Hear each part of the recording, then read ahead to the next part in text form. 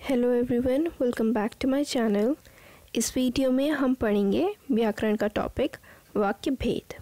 तो वाक्य किसे कहते हैं? शब्दों के एक सार्थक खंड को हम वाक्य कहते हैं, मतलब शब्दों का झुंड जिसका कोई अर्थ हो। हमारे जो वाक्य भेद जो हम पढ़ने वाले हैं वो है रचना के आधार पर, मतलब कि कोई भी वाक्य जिसे हम प्रयोग कर रहे हैं अपनी बोलचाल में, अपने लेखनी में, वो कैसे बना है। तो 3 प्रकार के वाक्य होते हैं रचना के आधार पर: सरल वाक्य, संयुक्त वाक्य और मिश्र वाक्य। तो सरल वाक्य क्या होता है? ऐसा वाक्य जिसमें केवल एक मुख्य क्रिया हो, वो सरल वाक्य होता है। दूसरा, इसमें केवल एक ही विधेय होता है, मतलब एक ही प्रेडिकेट होता है। इसमें कर्ता एक से अधिक हो सकता है, लेकिन क्रिया एक ही होनी चाहिए, मुख्य क्रिया। जैसे एग्जाम्पल में है प्रिया दौड़ती है, तो यहाँ पर हमारा कर्ता प्रिया है और उसके बारे में बताया कि वो दौड़ती है, तो एक ही विधेय है और एक ही मुख्य क्रिया है जो कि है दौड़ना। फिर दूसरा है राम और मोहन ने खाना खाया। यहाँ पर हमारे 2 कर्ता है, राम और मोहन, पर क्रिया कितनी हो रही है? एक ही हो रही है, खाना खाने की। तो इसीलिए कौन सा वाक्य है? सरल वाक्य। फिर हमारा दूसरा आता है मिश्र वाक्य। अब मिश्र वाक्य की शर्तें क्या हैं कि एक प्रधान उपवाक्य होना चाहिए और एक आश्रित उपवाक्य होना चाहिए।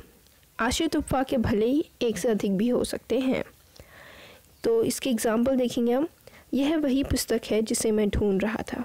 यह वही लड़का है जो दौड़ में प्रथम आया। तो इसमें जो अंडरलाइन कर रखे हैं, यह वही पुस्तक है, और दूसरे वाले में यह वही लड़का है, तो ये दोनों प्रधान उपवाक्य हैं, क्योंकि इसमें हमारी मुख्य क्रिया है जो हम बताना चाह रहे हैं।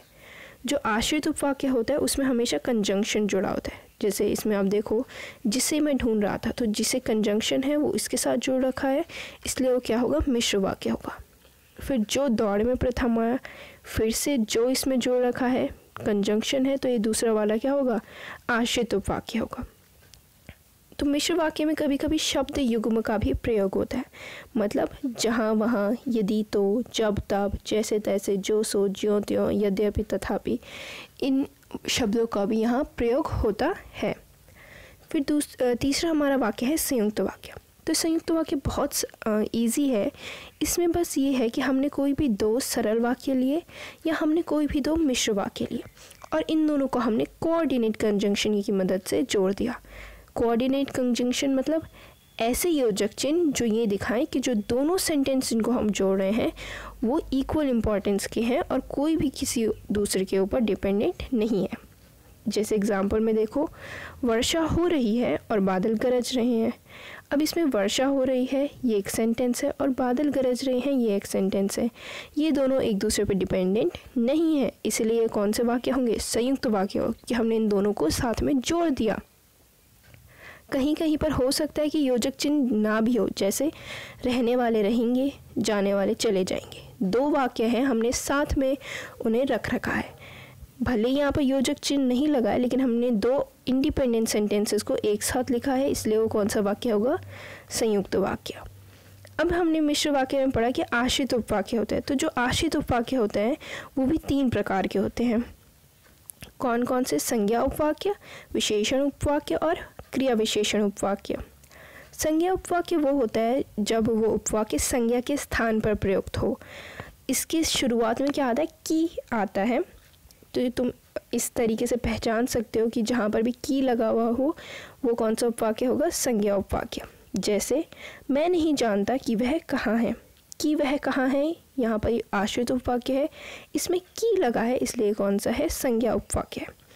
छात्र जानता है कि उसे मेहनत करनी है, फिर से की लगा है, कौन सा उपवाक्य होगा? संज्ञा उपवाक्य। फिर विशेषण उपवाक्य आता है। तो विशेषण उपवाक्य में जो उपवाक्य संज्ञा की विशेषता बताए, इसमें जो, जिसके, जिसने, जिसकी, जिसे, जिसका, ऐसे संबंधवाचक सर्वनामों का प्रयोग होता है। जैसे वे फल कहाँ हैं जिनको आप लाए थे।